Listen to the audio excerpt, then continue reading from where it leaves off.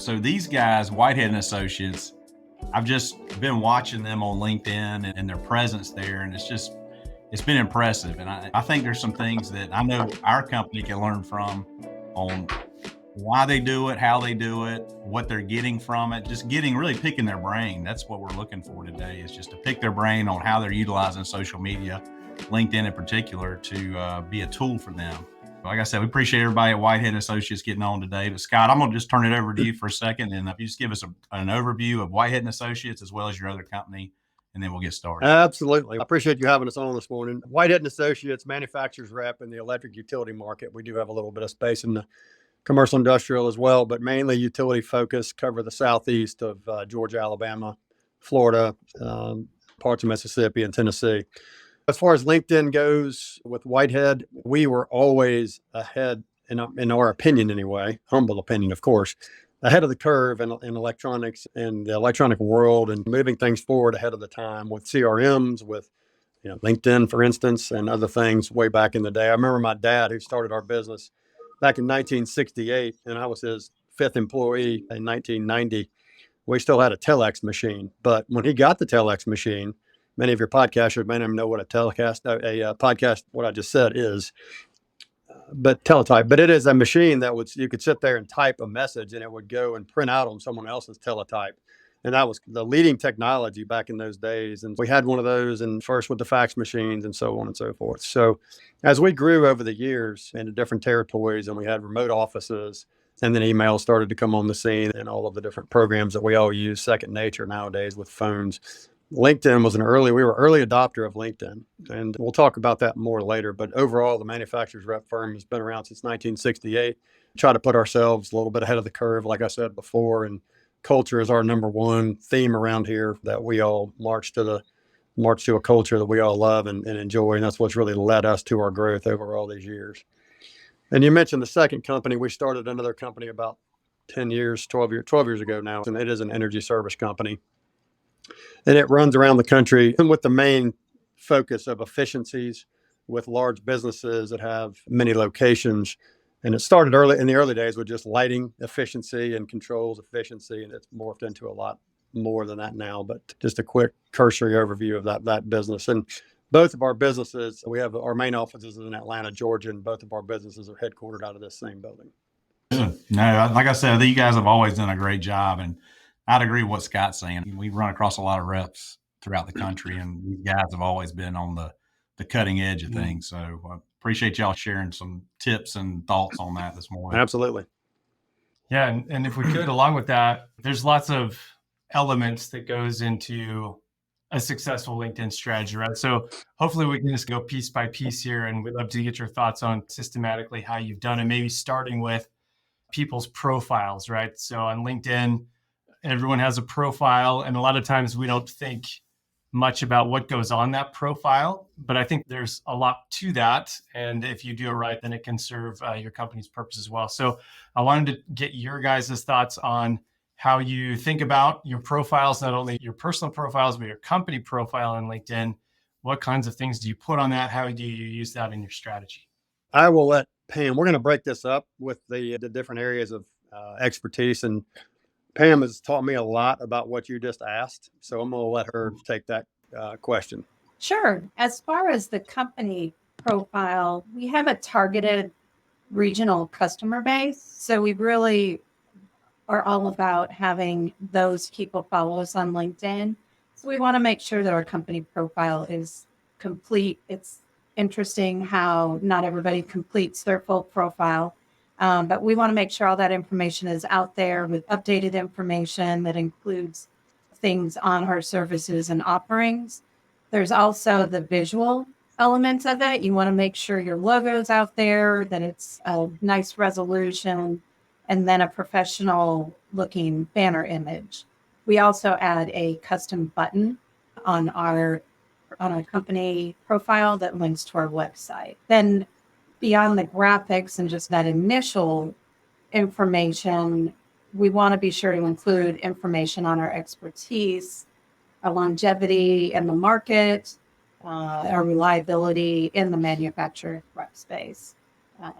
And then something people may not think about on social media, they probably think about it more for their website, but consider using keywords for organic search engine purposes. That just helps our company profile come up when people are doing searches, and just think of it as breadcrumbs that lead people to us, whether it be our LinkedIn profile or our website. Got it. And do you have someone in charge of doing the company profile, and like, do you want the same look and feel for every member of your company, like having kind of a similar banner, things like that? How do you organizationally achieve that? Yeah. So for the company, Mason and I manage the company profile.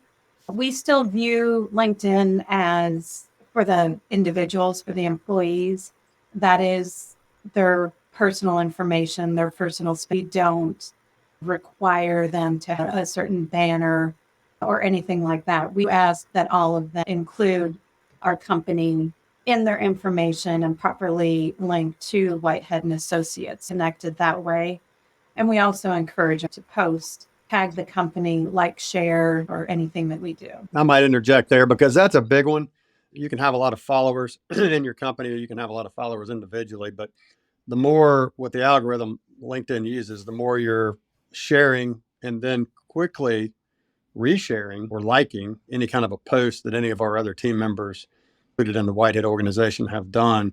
It really creates a lot of visibility to others that may not. So there's Pam and Mason are both really good about sending a note out. Just posted XYZ. Please go on and like it, because not everybody's got their notifications turned on, or it's LinkedIn is not as important to them as it is to the three of us on this call from Whitehead. So she's very good, and Mason as well, of alerting people, and then they'll go do it. It doesn't take 2 seconds to do it, and it's no sweat off their back. So you're just sending out an email whenever you post something on LinkedIn to maybe a distribution, let's say, hey, here's some posts. Can you guys engage with it? Is that how you operationally handle that?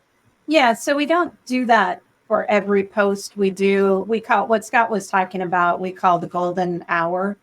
I'm sure you all know that LinkedIn has algorithms that we don't always understand, and we certainly don't control.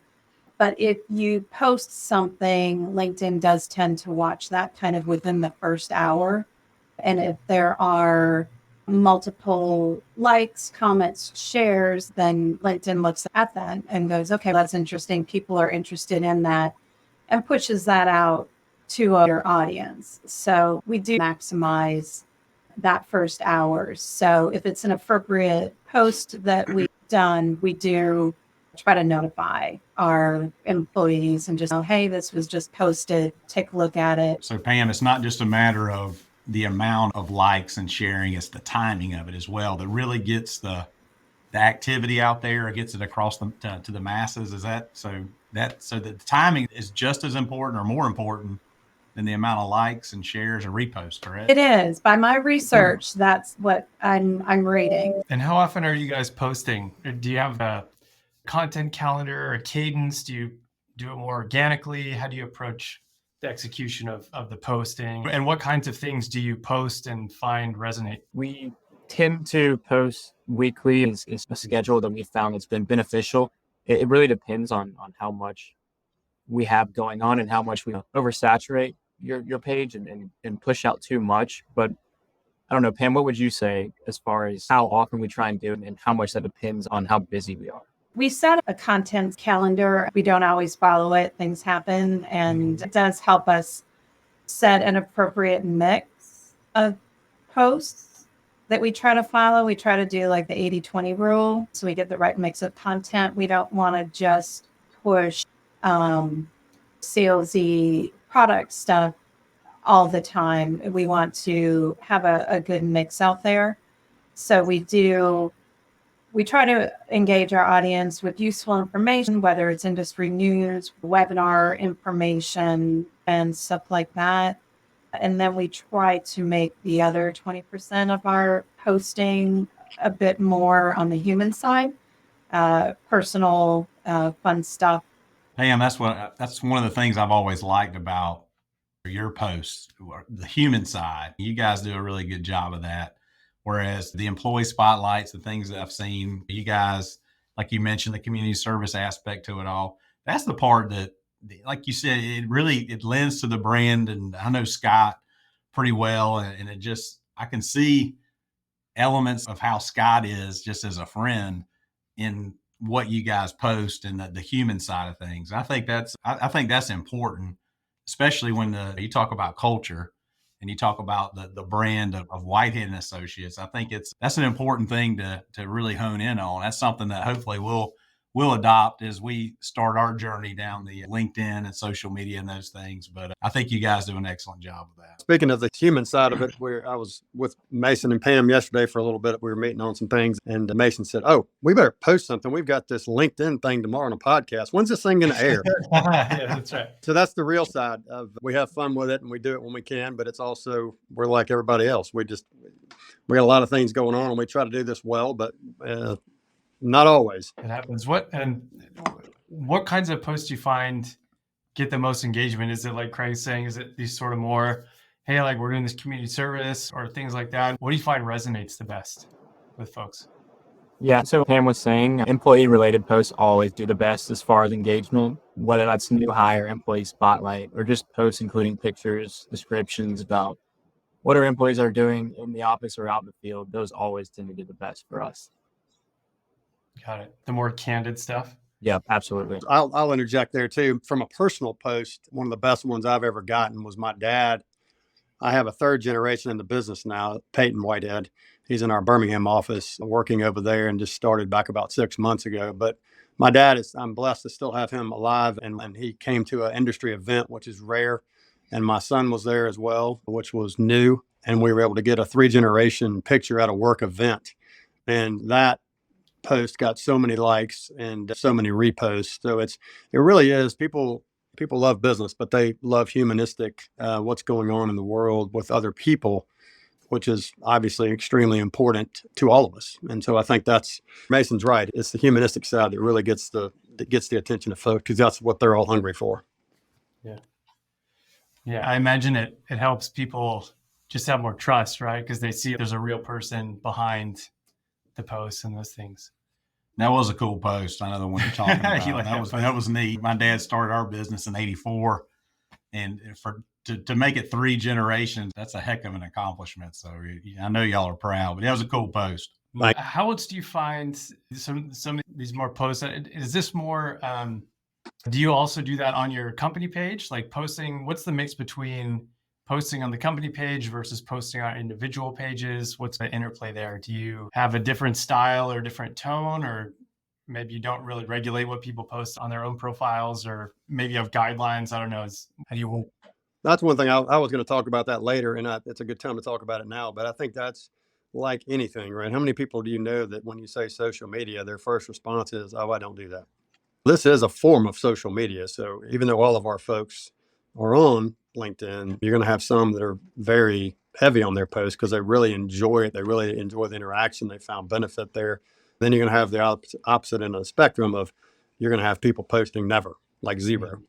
They'll go on and repost a company post, what have you. So I think that's a very good question. It's a variable question that depends upon the individual and their comfort level. And I've also found it, honestly, you'd think it'd be age dependent. It's really not. Some people, younger people, just don't care for it. And some older people are all into it. So you'd think the opposite. But I think for us, it's the more consistent posting across the board is company, and then individuals would be behind that. But we encourage them to post whatever they feel is the right thing to be putting out there amongst their customers and our principals. One of the other elements of social media or LinkedIn is just the network, right? The amount of people you're connected to, people you associate with, people you're commenting on their posts, things like that. How do you, and this is also, I think, relevant, sort of company page versus your individual pages.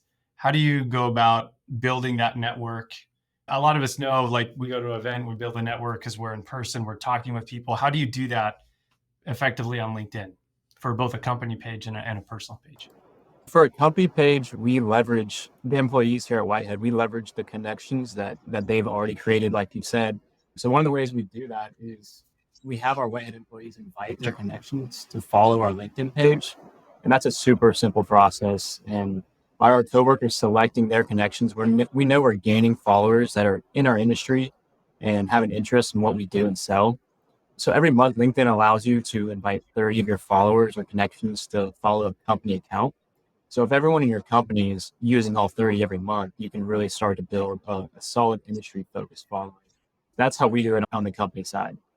You go to your company page on LinkedIn and there's a section under more and it says invite connections, and they can invite 30 connections a week of people who they've connected with. So, and it'll let you know who follows the account as well. Cool. And you guys have found good success with that, it sounds like?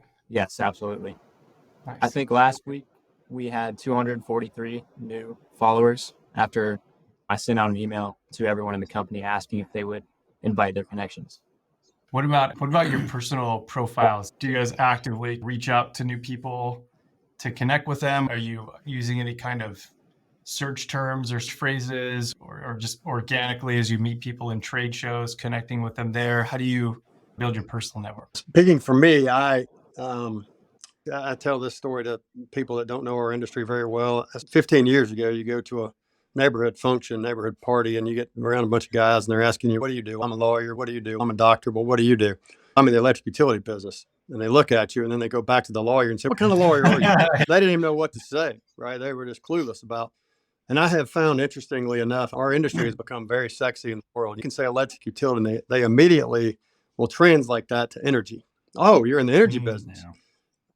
And so I've been amazed to see the amount of people that have come to us to want to follow our site, or to me that wants to follow what I'm doing and what I'm saying, because it's in an industry they now have interest in. So that's been an organic thing I've noticed over the past, probably post-COVID timeframe. And I'm very active in going after other folks because I like connecting with people and I like for people to see what we are doing. And I'll do it a couple of ways. One, I'll go to connections, and I know it always will. After you've been on LinkedIn for a while, it learns and it knows that I have a lot of utility followers. So it'll say, there's a section in there that says, look for more utility followers or utility connections. And so I'll click on that, and then I'll go through and I'll find people out there. Oh yeah, I didn't realize they were on LinkedIn, or I didn't have them connected. So I'll spend a couple of days a week doing that, and not more than probably 10 minutes each week. And it's developed my following and my connections to, 5,200 or something like that people, which is powerful because then you have a platform to be able to share important things that you feel like industry needs to know. And it's not about selling necessarily. It's about how do you solve other people's problems out there? How do you give them a case study? How do you give them a solution? And then I also, just being like we all are connected, have a lot of people that are in the finance business or the legal business or the medical business or whatever, but people around the country that are just acquaintances, friends, that kind of stuff, that are interested in what we're doing. And even if they're not, they're following me, so they're getting to get some information on it. But I think it's an active process that if you're going to build a following, it's like anything, you get out of it what you put into it. So you got to spend a little time each week developing it and building it, and it pays off. To that point, this takes work, right? You're thinking about what to post, you're connecting with people, you're spending time learning how the platform works, right? There's lots of benefits to that. One of them, obviously, is we want to hopefully make more sales and close more deals, things like that. So what have you seen in terms of like lead generation and actual business results, business building that have come from your efforts on LinkedIn? So as Scott mentioned, you'll hear us use the word organic a lot. We don't do any paid advertising on LinkedIn. We are purely organic in our lead gen efforts. So like we said, we try to share valuable content that resonates with our target audience. And that includes things like articles, product announcements, educational webinars. And then we also try to position ourselves as experts. And it's really about how we can address specific pain points by providing a solution for a problem. We are not trying to push and be too salesy in anything that we do, but we just want to really engage with our followers out there. And hopefully then the end result is sales or someone engaging with us. Yeah, I think the approach that you're taking is the right way. It's more like an educating your connections, the utility folks that are in your world. What are the new products? What problems do they solve? Here's a white paper on this. I think that's probably the best way to do it from my perspective as well. It's just it's an education, you're problem solving, you're just showing people, hey, this is out there. And it's just more of a, okay, that this may solve a problem for me. And they just come across it on LinkedIn. So I think it's an education type process that seems to really work when you're selling. And I think it translates to LinkedIn and social media as well. Yeah. Have you had people comment on that to you? Hey, I appreciated that post, or hey, I learned a lot from that white paper that you shared, things like that. Do people bring that up? Yeah, we'll get responses where people said that was interesting information or helpful information. Of course, we always would love to see a ton of that. People sometimes have the tendency to read stuff and enjoy it, but not necessarily communicate the value that had on them. But that's ultimately, we just want to provide value to our audience. And is that kind of how you maybe measure it and determine? So for example, are you watching, hey, these posts that we sent out had a lot of really positive feedback, lots of comments, lots of thank yous, things like that, versus maybe posts that don't get much traction, right? Are there ways that you're measuring and refining your strategy on the platform? Yeah, I can take that one. It's a pretty basic but effective way to measure how well our posts are doing and what posts do well. But if you're an admin on a LinkedIn account, you can look at the impressions of each post. And the impressions just mean it's the total number of views, which includes repeats. But it just gives you an idea of how many people are looking at this post, if people are going back and looking at it again. And it's a really helpful way to understand what posts are doing well. That's how we know that our employee posts are what our followers and connections like to see the most, because those always have 2 to 3 times more impressions. We use that to work on our strategy and adjust what we post. So just a simple kind of impression count, and that's been effective for you guys, it sounds like. Absolutely. You guys have been doing this for a while, right? So you've seen how it works, how it flows, maybe some of the challenges. I guess you guys mentioned it's not always easy to keep up with the content calendar, things like that. If you were to give some advice to someone who wants to start using LinkedIn and posting, what would you say are some of the biggest challenges that you guys have seen and maybe overcome? And what would you tell them to watch for and to do? I'd say the biggest challenge, or I'd say back up a second. I think how I would start if we were starting over again would be for me to go out and to get some success with using LinkedIn on my own posts, and then creating our own white paper case study, whatever you want to call it, and get to a sales meeting and show all of our sales team exactly what I did, how simple it was, and what the outcome was. We started more from the way of, we're going to do this, and let's, Pam and Mason are going to be in charge of it. Pam to begin with, now Mason, a lot of additives he's doing now. But everybody was like, okay, here comes another thing. We're doing another thing that's going to drive sales. I'm just going to go out and see people, and I'm really good at going and see people. I don't need all this LinkedIn. And that's not everybody, but you had a few people in the early days that would say that. And I think so the thing I would do different would be to have that success story. And like we do with a lot of our clients, show them the success story, show them why it matters, show them why it's something viable for them to do, and then start with more of a company-wide program, and maybe even have some fun with it on some contests or some whatever it looks like for your company to do it to where it would be more enjoyable than just another task. So I think it's how you approach it is probably the biggest challenge, but also can be the biggest win for those that haven't started yet or early in the phases of it, because it really is, it'll make a difference for you. I can assure you. It's like, pushing a rope uphill. It just is not easy to do. And so if you can fix that problem early on, you're going to have a lot more success company wide. How important do you think LinkedIn is right now, or is going to become, or maybe, what's your thoughts on that trend? I can cover that. I think LinkedIn is evolving. If you've been on it for years, you've seen how it's evolved, the new tools it offers, the benefits of using it. So I think LinkedIn is going to play a key role for marketing people in the future. If you look at the numbers, I think LinkedIn has over 1 billion members. And the average social media user spends about 2.5 hours on social media every day.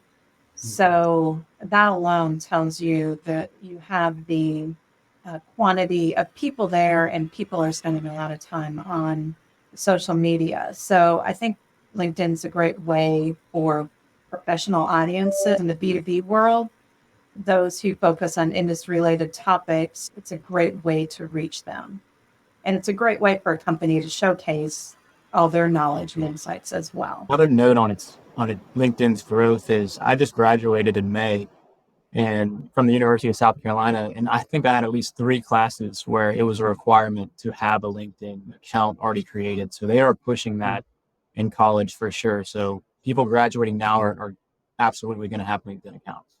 What did they require in your classes? Were they classes in business maybe? Were they like, hey, let's optimize your profile? And did they actually teach you how to use LinkedIn? Yeah, they were business classes, and it wasn't necessarily a requirement. More as once you started, it was an assignment, and they would go over, they would help teach you how to create your account. But it was really just creating that account and then having a bio and a description about what you might be looking for a summer internship or when you graduate, but just giving you the groundwork for building your LinkedIn and starting to make connections with other kids in your class and other kids in the school, just so you have that prepared when you graduate. So it's funny. So I've got a daughter who's a junior at Wake Forest, and I started getting all these LinkedIn requests to connect from all her friends from high school, from college.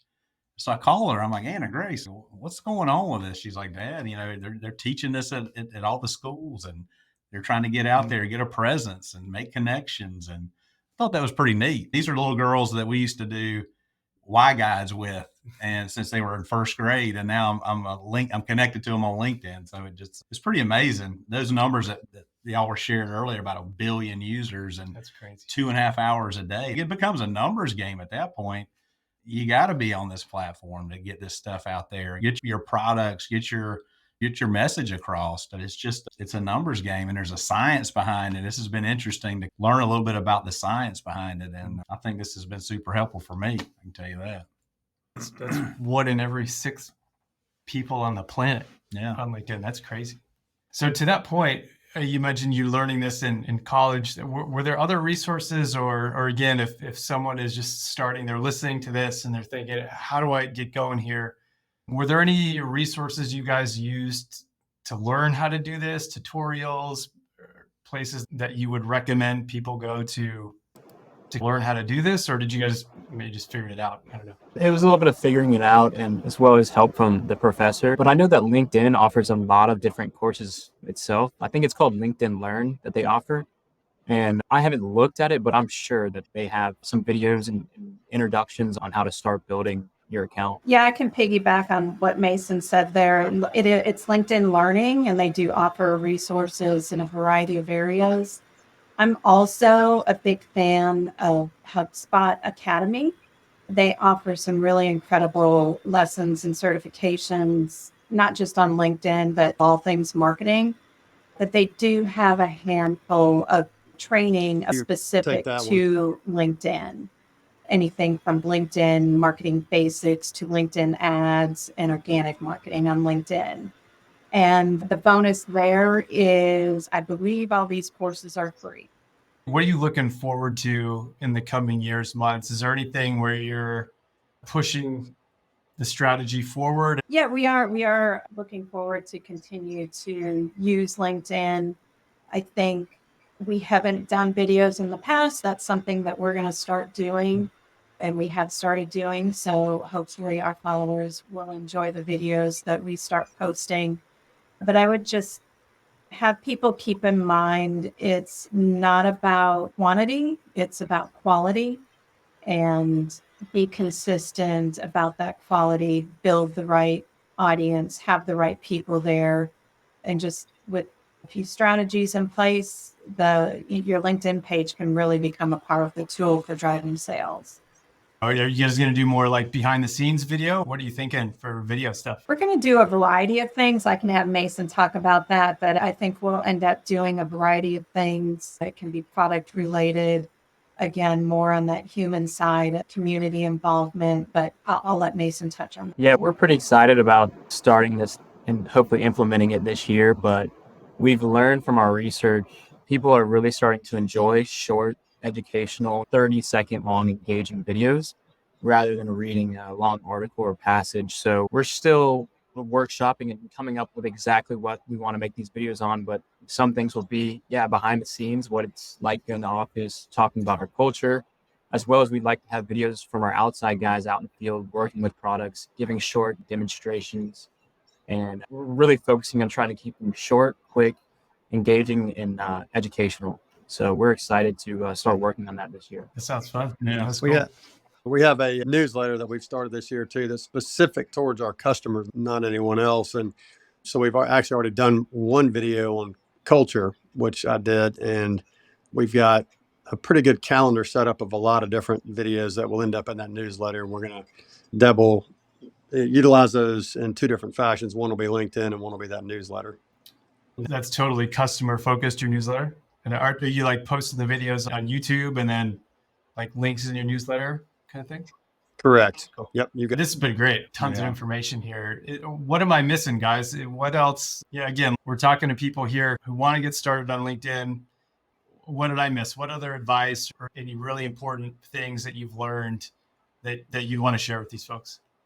I think just take the step. It's like anything in life. If you're not familiar with it, you're not going to be familiar with it unless you do something with it. And I think Pam and Mason have done a really good job talking about kind of the beginner steps and how to get that going. And as soon as you get those first principal and or customer comments back to you, you'll be hooked. You know, Craig is very kind to all the nice comments he said about what we're doing and how he sees it and enjoys it. You know, you get that's in spades. You get so many of those where people are seeing this because you really don't know until those start coming back. But I promise you, if you do it and you don't have to spend a lot of time on it or any money at all, really, you'll start getting those comments, and it really raises awareness of your organization. It puts you in a light that's much higher and more technologically advanced than people that aren't doing it. It's whether you are or not. That's the light it puts you in, which is a good place to be. And I think it's a great case study, right? That we're going through today is why does it make a difference? And it really does. It's not rocket science. Just start, and you'll see results. I think you picked up on maybe one of the biggest impediments is just fear, right? Like I'm going to post something out there. Right. I don't know who's going to see it. Are they going to hate it? How do you overcome maybe that sort of psychological, you're just putting your stuff out for the world to see and you don't know if people are going to like it or not. Who cares? Was that hard for you guys? Not for me, because I don't really care about that, right? I'm doing it with good intent. I'm doing it with good, and I shouldn't say I don't care about that. Of course I care about what people think, but I'm doing it with the intent that I'm trying to better other people and help them in their journeys and not just sell stuff. So if you've got that attitude and you've got that direction, I think you can't lose. And I think you should be very proud of whatever you've committed to. And if you think it's something good enough to post, you should be proud of that post and hit go and see what happens. What I got out of this, I got a lot out of it, but you just got to start. You got to do it. Quit talking about it, quit thinking about it. You just got to do it. Like I said, you guys have been a great example for us to take a look at how to do this. And I can't wait to play this back and start making my notes on what we want to do. But, I appreciate you guys taking time. This was super helpful for us here at NTS.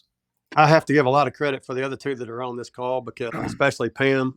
Pam is, I call her the marketing genius, because she is. And Pam and Mason, that's all they do is marketing for both the companies. But Pam's really the one that's developed this and really educated all of us. And Mason has done an incredible job coming on board. But all the credit goes to those two. And I'm just along for the ride, enjoying it. You guys good if some of our listeners reach out to you guys on LinkedIn and maybe ask your advice on stuff? Is that the best way maybe to connect with you guys? Of course. Yeah, absolutely. We'd love for the listeners to follow our LinkedIn account, which is just Whitehead Associates. And feel free to connect with me as well. My LinkedIn is just my name, Mason Lassiter, Lassiter.